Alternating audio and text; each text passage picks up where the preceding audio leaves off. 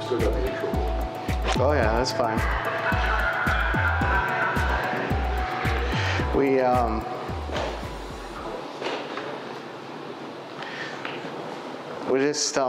I really appreciate you guys and your flexibility as a church, and it's really fun to come up and be with you on a Sunday.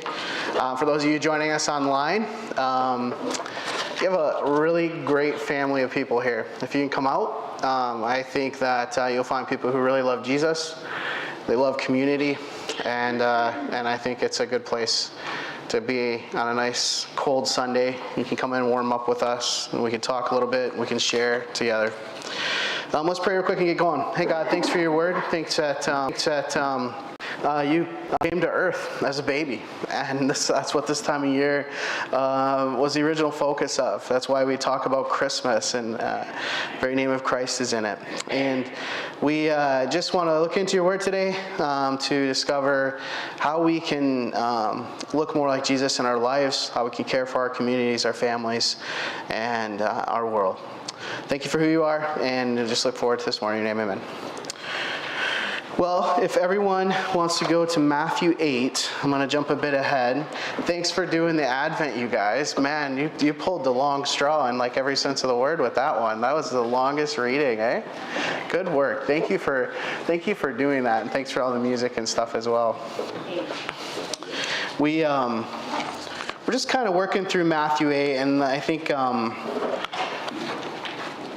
we're going to start out in verse 14 today. One of the things that we often kind of see within Christianity is we jokingly call them C&E Christians, like Christmas and Easter Christians. We have a lot of people who, if they attend, if they're involved in a church community, a physical church community, as Christmas is Easter, they kind of show up. And so it's interesting this time of year, you start to see new faces, and or might be new to me, but are old to the community and stuff. And it's just an interesting time of year where we can talk about Jesus. And I think one of the things we often do is we kind of jump back to the story of the Nativity and some of the core early stories of Jesus and his coming to earth. But today, like I said, we've been kind of working through Matthew together, and I've been honored that you guys have been learning with me in the book of Matthew. And I want to keep going on it, because the thing is, there was a lot of time between when Jesus was born and when Jesus went to the cross. And I think that that's something that we can kind of remember and maybe focus on in this season is, I've heard sermons preached. I grew up in a really religious household, so I've heard sermons preached about when we're getting to Christmas, we should be thinking about Easter because it'll make us think better of Christmas and all these things. But I really want to encourage you to look at the majority of the life of Christ during this season. Take time to actually look through the Gospels, Matthew, Mark, Luke, and John, and look at all the things Jesus did. And some of them are like just crazy wild. Some of them are just so encouraging and hopeful. Some of them are scary, like, because it means that like I should live like that. And it's just a really interesting experience. And I encourage you to go through it, because I grew up in a very religious household. And I think that I really missed out on the character of who Jesus was for a majority of my life. And it's kind of a funny thing to say. Going to a Christian church most of my life, I didn't really get to discover some of the uniquenesses and nuances and incredible stories of Jesus and what they really meant for me until I was in my adulthood. And so I want to encourage you, when you're thinking through this year, when you're seeing the signs and when you're seeing the church floats, like you're going by and stuff, and they're talking about the birth of Christ, don't stop there. Make this time of year just a time where you can, just go until January 1st, and then you can reset and do whatever you want. But just kind of, I want to encourage you to focus on Jesus. So that's kind of what we're doing today. That was my mindset coming in. I was like, let's still keep talking about it. Let's talk about the things he's taken on, the things he's done. And so when we go through, Jesus taught, we've talked about it here. Jesus was teaching, and he had several different chapters that we dedicated to in early Matthew 5, 6, and 7. We're just talking about essentially what Jesus taught over and over again. So whenever you read a passage of scripture, it says Jesus finished teaching and then he went across the lake in a boat or whatever, probably he was teaching something almost exactly like chapters 5, 6, and 7. Like that was what Jesus's drum he beat, was these Beatitudes, these ideas of, you've heard it said, thou shalt not kill, but I say, don't even hate. And all those things that were in chapters 5, 6, and 7, Jesus is doing that over and over again. He's teaching. And so you see here, Jesus is doing the other thing he does. And this is kind of like his other thing, like his hobby, or his side hustle, or his second job, if you will. And if he wasn't teaching, he was healing. And so let's jump into chapter 8, verses 14. And some of you will have Bibles that kind of have headings there. And mine says, Jesus heals many people. And it's like, well, this is the gross understatement of like anything, if it was anything. This is Jesus showing the different ways he heals. And so let's just read through real quick. We're going to read a lot here, so hang with me, and we're going to go right through the end of chapter 8. So it says, when Jesus arrived at Peter's house, Peter's mother-in-law was in bed with a high fever. But when Jesus touched her hand, her fever left her. She got up and prepared a meal for them. That evening, many demon-possessed people were brought to Jesus. All the spirits fled, and he commanded them to leave, and he healed all the sick. This fulfilled the word of the Lord through Isaiah, who said, he took our sicknesses and removed our diseases. And in fact, we read some of those passages today that refer to the idea that Jesus would come and heal. Then in verse 18 it says, when Jesus noticed how large the crowd was growing, he instructed the disciples to cross the other side of the lake. They were right on the border of a massive lake there. And he said, then one of the teachers of the religious law said to him, teacher, I will follow you no matter where you go. Jesus said, foxes have dens to live in, and birds have nests, but I, the Son of Man, have no home of my own, not even a place to lay my head. Then another of his disciples said, Lord, first let me return home and bury my father. But Jesus told him, follow me now. Let those who are spiritually dead care for their own dead. Then Jesus got into the boat. This is verse 23. Then Jesus got into the boat and started across the lake with his disciples. Suddenly, a terrible storm came up, with waves breaking into the boat. But Jesus was sleeping. The disciples went to him and woke him up, shouting, Lord, save us. We're going to drown. And Jesus answered, why are you afraid? You have so little faith. Then he stood up and rebuked the wind and the waves, and suddenly all was calm. The disciples just sat there in awe. Who is this? They asked themselves. Even the wind and the waves obey him. When Jesus arrived at the other side of the lake of the Gadarenes, two men who were possessed by demons met him. They lived in a cemetery and were so dangerous that no one could go through that area. They began screaming at him, why have you been bothering us, Son of God? You have no right to torture us before God's appointed time. A large herd of pigs was feeding at a distance, so the demons begged, if you cast us out, send us to that herd of pigs. All right, go, Jesus commanded them. So the demons came out of the men and entered the pigs, and the whole herd plunged down the steep hillside into the lake and drowned in the water. The herdsmen fled to the nearby city, telling everyone what had happened to the demon-possessed men. The entire town came out to meet Jesus, but they begged him to go and leave them alone. It's such an interesting thing that we deal with in our culture, where sickness is all around us, and we have doctors, and we have places we can take people, and we have medications that we can go to the grocery store and buy, or we can go to a pharmacy and get special medicine and all these things. But I just want you to go back, like when we're talking about Jesus healing in this time, go back to a time and space where that didn't exist. Let your brain go back there, okay? We're talking ultra primitive, like before the Europeans came to Canada, like way before that. Ultra primitive situation where there's no medicine, there's no hope for people with severe diseases. A broken bone was going to remain broken. You'd set it as best you could, but they were going to walk with a limp the rest of their life. Like this is genuinely what they're working with. And then a guy shows up on the scene and starts walking around your country that can just touch you and heal you, that can speak a word and your blindness is gone, your limp is gone, your broken body is healed, your leprosy, an incurable disease, is completely gone. Can you put yourselves in that mindset for a second? Like, this is the crazy thing that I think we can really miss when we read through the stories of Jesus, is we don't put ourselves, and I'll beat this drum till I die, we don't put ourselves in the time and the space of when this happened and look at what was happening and how people would have felt. Imagine you have no hope. I have a loved one right now in a hospital that is really not doing well. They had a surgery, and there was complications after the surgery, and so they're really working through the process. They've been in the hospital a lot longer than they should be. There's so much going on, and yet we have so much hope, and we're seeing like healing, and we have so encouraged. They cut into this person's spine, like for a surgery. Like, imagine that. Like, just like, this is incredible. Like, they were able to actually take pain away because they were able to enter the person's back, work on that. And then, yes, there's been complications, but we're talking to the person the other day, and they're already feeling some relief from that.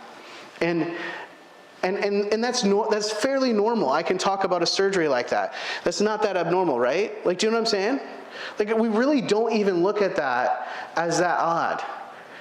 But we need to put ourselves back in a space of what was happening here. Because I think if we're to see what was gathering around Jesus, the crowds, the character of people, the intensity of how they're coming, when it says Jesus saw a crowd around him, right here, he said in verse 18, it says, when Jesus noticed how large the crowd was growing, he instructed the disciples just to get to the other side. Like, imagine like there's one person in the entire country that can heal broken bodies, that can touch you or speak a word, and your life is completely changed. You're whole again.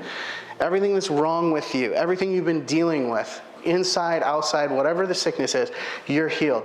Imagine the crowds that would form around this person in Canada today, even with our medicine. And then put yourself in a time and space where none of that existed. The intensity and the fervor that people were approaching this situation to get in touch with this man, to physically touch him, to talk to him, just so that he would utter a word. The hope that people had. When we talk about hope, when we talk about hope in the Advent, like, think about the hope that people had. They had seen people healed by this guy, and they're like, bring your brother. Like, he healed my brother. In the book of Mark, there's a story where guys like tore open the roof of a house. They had flat roofed house, and they lower a guy down. The hope that they had was that Jesus would heal them when they were completely destroying someone's house. They were lowering him in because they had seen what had happened. They had an incredible amount of hope to take this task on. This was not a normal thing to tear into someone's house from the roof and lower a man on a stretcher. Like, these are the stories we're seeing. And it is so funny because the apostles kind of report some of these stories differently, and you see the ones. Because Mark, I don't know, maybe Mark was a contractor like my background, and he's like, you got to be kidding. The amount of work it takes to build a flat house with mud brick and sticks, and you tore through the roof of their house. Like, the audacity of these people to go and try to just let Jesus touch their friend or their brother. That's kind of this character that we're looking at. And so when we look at it, you see the crowds just pressing into Jesus. Imagine anyone that's within days walking distance is pressing in to get a chance at him. That's the amount of hope they had. That's the amount of hope he gave. It's a pretty awesome thing. And what's really cool, or really challenging, is that that's the kind of hope that we're encouraged to give to people. The hope that we talk about, the hope that's in the life of Christ, is supposed to be so apparent. We're supposed to be so full of hope that people want to just rub shoulders with us. They want to be in our presence. That's the same kind of hope that hope is hope. Jesus exuded hope because of what he could do physically. But even us, we're limited. I can't touch someone and heal them. I can't say a word and someone be cured of a disease. But I can very much care for people and give them hope and show them the hope that I have and the encouragement that I have in life. So I think this is one of those things where I don't want it to be missed. As we look through Advent, every time you think of that hope, think like that candle of hope. And man, that thing took forever to get lit. You know what I'm saying? It was kind of like, I don't know, a metaphor or a facsimile of like what it takes a lot to ignite hope. I'm like, there's a story to be told in that candle. But it is something worth fighting for. And thanks for getting it lit finally. That was good. It's going to be my favorite. It'll be my favorite candle from now on. Guys, we live in a space, we live in a time where things are so normal, but we can give hope. I think the SOS, we had an opportunity to serve as a church and give people hope. We had an opportunity to care for people, and we do every Thursday. Every Thursday so far, for a long time, there's been people that have been given a meal, people that have a bit more hope in their lives because someone cares for them. And I think that's as simple as it can be. It can be really complicated or it can be really simple. But it is something that's worth fighting for. Going down, I want to touch on a few passages in this that kind of jump into some different things. So hang with me. I did want to talk about the hope. I want to talk about Jesus healing and how that gives hope. And that's our target, right? That's our target. That's what we're shooting for, is that people will want to come and be near us. Let's be, as a church, people that are crowding and trying to shove people out the back door because we don't have enough room coming in the front door, so to speak. That's what Jesus was dealing with, because that's the kind of hope he gave. And that's our target. If we're not hitting it yet, we can keep trying. If we're not hitting that target, we can go ahead and keep trying. That's my challenge with that. But I want to jump ahead. There's some really interesting portions here, and I want to talk about them because we read them, and I hope that you guys are reading through the Gospels, because this story is kind of told in some different ways in the different Gospels. But in verse 20, well, let's start 19 again. It says, "Then one of the teachers of religious law said to him, 'Teacher, I will follow you no matter where you go.' But Jesus said, 'Foxes have dens to live in, birds have nests, but I, the Son of Man, have no home of my own, not even a place to lay my head.'" What that's talking about, and to give us some cultural context, the people of Israel, the teachers of the religious law, like, their value was that they got to live in the Holy Land, the one that was promised to their ancestors as they came out of Egypt. Their hope, their dream, was to live there, rule themselves without Roman occupation, without Greek occupation, without Persian occupation, without Babylonian occupation, rule themselves the way they wanted to, the way they saw fit, in this space and time, and this was their home, and there was allotted lands for the different tribes and everything. It was a very specific thing. Go back to like Exodus through Deuteronomy. Really specific factors of like what they were offered. So this teacher of the religious law says, "I want to come and follow you." And he's saying to Jesus, like, "I want to come because this looks really good. It looks like you're teaching something that's going to bring power back to Israel. That's going to get us back to the times of Moses when he was leading us into the land." And Jesus sees right through what he's about, and he addresses this specific issue. That would be a shutdown value. He said, I'm not someone who has a home here. I'm not someone who has a land that's dedicated to me in Scripture that's promised to me. I'm outside of that. I'm different than that. And I can't offer that to you. This is something really significant to happen, because remember I was saying, like, Jesus comes in and he says, "I'm coming with a new plan." We've had the whole of the Old Testament that's been offered to us. It was called the Scriptures. That's all, the teachers of the law and the prophets. It was referred to different ways in there. But essentially what we call the Old Testament today, all that, and Jesus is saying there's a new way coming, and I'm the introduction to that. I'm the introduction to this new way forward. I'm the one that's going to show the new path. And so this teacher of the law was coming in and saying, "I think if I kind of blend what you're doing and I kind of follow you, you're going to set me up with a nice place, and we're going to, hopefully get rid of these Romans or this or that," whatever he was thinking. And Jesus jumps right in and he says, "This isn't about you getting back the way that you used to have. This isn't about going back to the time where King David reigned that you remember. This is King David's throne, but it's going to be done a completely different way. It's going to be a spiritual kingdom. It's going to be something that is not defined by physical borders. That's not going to be defined with a nation name. That's what I'm doing." So I wanted to point that out. It's a very interesting thing where Jesus is talking about not having a place to live, and it can be kind of like, "Oh, that's sad. Like, Jesus didn't have a house," Like I thought of that as a younger person, as a kid. I was like, "Oh, that's really sad. Like, he's talking about he doesn't even have a home. Like, didn't have parents, or all this stuff." what he's really diving into there is talking about what he has come to offer, what he was teaching about. The kingdom that he was talking about was not going to be defined by boundaries. It was not going to be a place that he could set up a palace and have nice soft beds. It was a new way of thinking. It was a way that didn't have an epicenter. It didn't have a space on earth that was the center anymore. And then it goes down to another verse. It says another one of his disciples, one of those that was walking with him. Jesus came and he said, I'm a teacher. That's why they call him teacher. They call him rabbi, like in some translations. The idea is that Jesus waited till he was 30 so that he could start teaching in the Jewish system as a rabbi. Like that was actually that's why Jesus lived on earth as long as he did.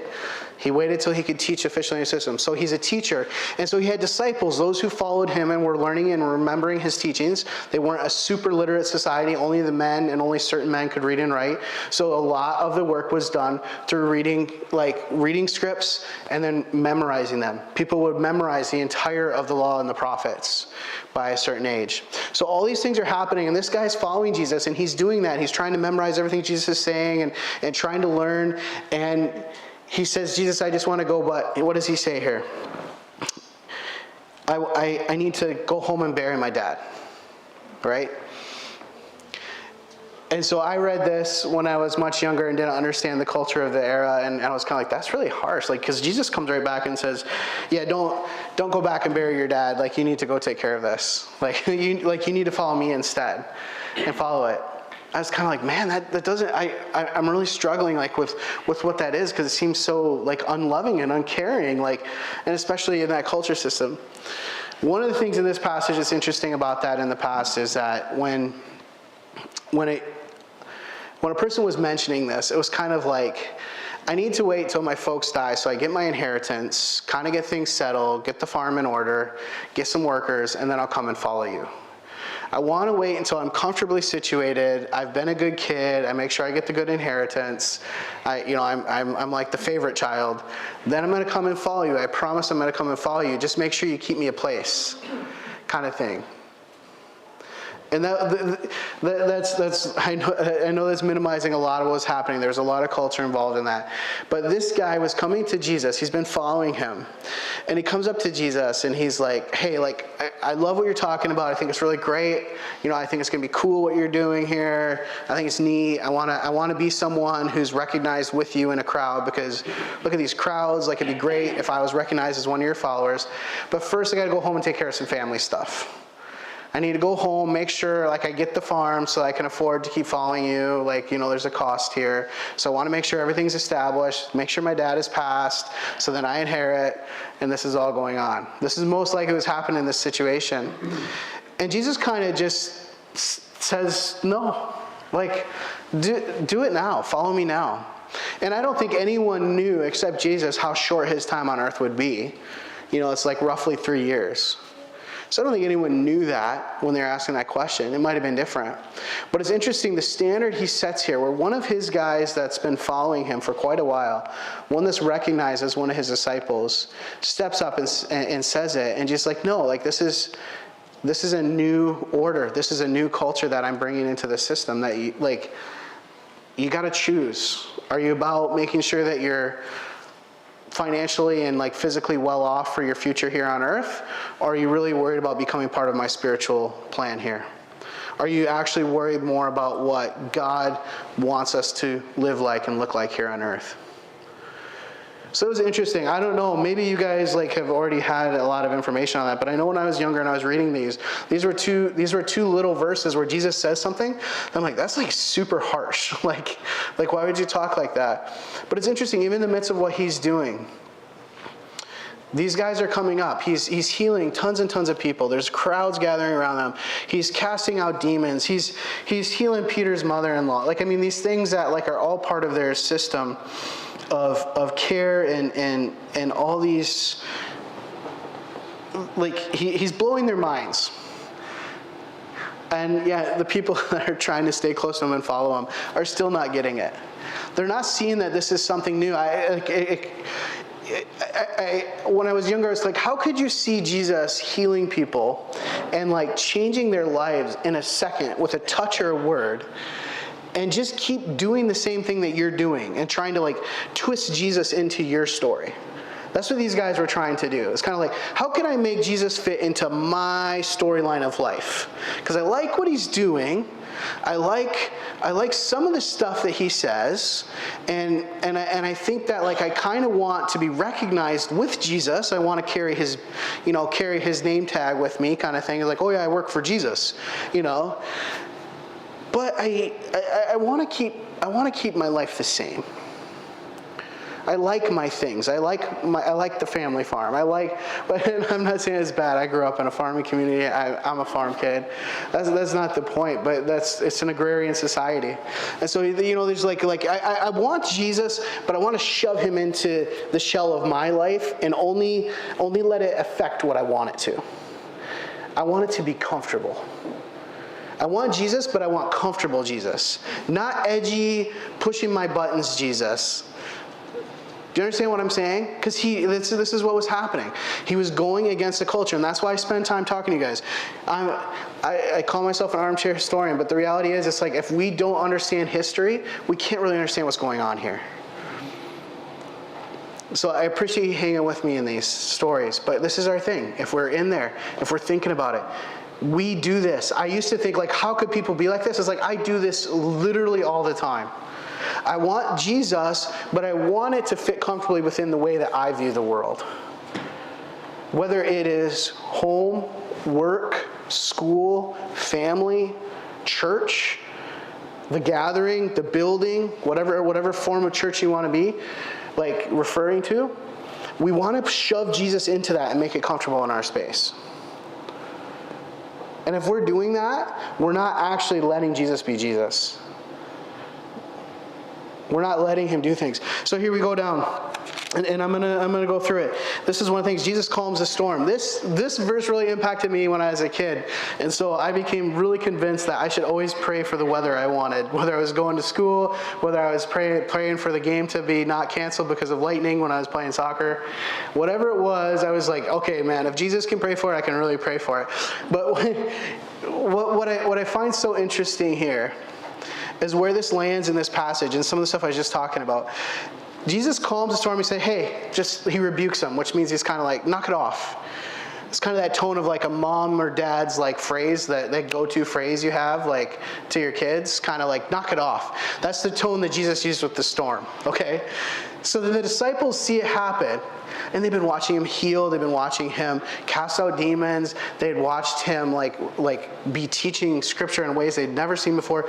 He's blowing their mind, and then he does this, and they're like, well, okay, we really don't know who this guy is. And if he can do this, like, I don't know that we can cram him into our life shell that we have, our framework, our grid work. Because look at what they say there. It says, who is this that has themselves? Even the wind and waves obey him. They've seen sickness obey him. They have seen disease cast out, bodies change, people's lives change, impossible people coming to faith and changing their entire lifestyle. They'd seen that, but now Jesus like touches nature with his voice and changes it in an instant. In this story, the disciples that were with him on that boat got to see something really unique, and they got to see that Jesus couldn't fit into them. He couldn't fit into their story, into their narrative, into their way of life. Jesus had to be who he was. And it is kind of a transition time for a lot of the disciples. The last section is just talking about Jesus healing 2 demon-possessed guys. And so he goes, gets across the lake kind of thing, right? And he's up, and there's 2 guys that are terrorizing the community. People can't walk because there's 2 guys that are demon-possessed that are absolutely terrorizing the community. And for some reason, there's a herd of pigs there. I've heard a lot of different reasons why there was. There should not be herds of pigs in a Jewish town. It doesn't work. This is something unique about this story that a lot of people have argued, like why this is in here and stuff like that. That is not what should have been there. And so Jesus is coming in. This town is being terrorized. There's 2 demon-possessed guys there. He goes up. He says a few words. The demons are gone. The guys are healed. But the guys run back into town. And then the pig herders run back into town and cause a ruckus, and so then they chase Jesus out. This is a really funny one where Jesus has healed people in just a short section of time. This could have been within a day, could have been 2 days. Jesus has healed people. He's affected the very nature of weather, of the world that we live in. He touched nature with his voice. And then he takes on the spiritual as well. He takes on our physical ailments as people. He takes on nature and takes complete control of it in a word. And then he takes on the spiritual bondage of two people. That's why Jesus came to earth. And I didn't want to short this out. No matter how you look at this story and look at the different things, I want you to recognize those three things that Jesus did here, because it's really important, I think. The life of Jesus is to show us a way to impact our world physically in their bodies, to impact the world that we live in, to make it a better place, a safer place, and to affect the spiritual health of people, to make them spiritually healthy. And he reunited, I think it shouldn't be missed there, he reunited people with their community that were terrorizing a community. The people were afraid because of what he had done. It was so shocking. But people who had been formerly terrorizing their community were brought back into community, spiritually healthy, mentally healthy, able to engage in community again. When we think of Jesus coming to earth this season, right? Think about what he came to do. He came to